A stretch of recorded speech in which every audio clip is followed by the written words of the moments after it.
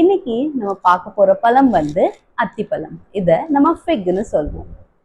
வணக்கம், நான் doctor Divya Thangaraj, MD homeopathic consultant. அத்திப்பழத்துல நிறைய சத்து இருக்கு. முக்கியமா காப்பர் அண்ட் விட்டமின் B6.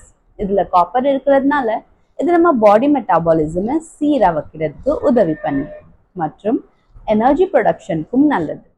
வயிற்று பிரச்சனைகள் இருந்தா நம்ம அத்திப்பழம் ரெகுலரா சாப்பிட்டு வந்தோம்னா இது நம்ம செரிமான பிரச்சனைகள் அண்ட் குடல் ஆரோக்கியமே நல்லா இருக்கும்.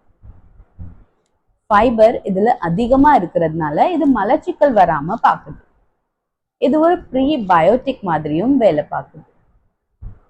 அத்திப்பழத்துல magnesium, iron, vitamin K, manganese and calcium இருக்கு. இதுல கால்சியம் இருக்கிறதுனால இது நம்ம எலும்புக்கு நல்லது. இதுல கேரோட்டினாய்ட்ஸ் இருக்கு. இது நம்ம சருமத்தை நல்லா பளபளன்னு வச்சுக்கணும்.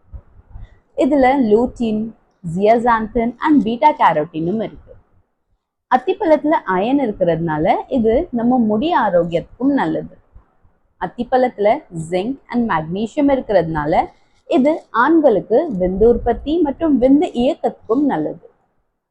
எல்லாம் நன்மை உங்களுக்கும் கிடைக்கணும்னு நினைச்சீங்கன்னா இந்த சீசன்ல கண்டிப்பா நீங்க அத்திப்பழம் சாப்பிடணும்.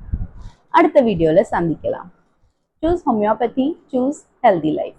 நன்றி, வணக்கம்.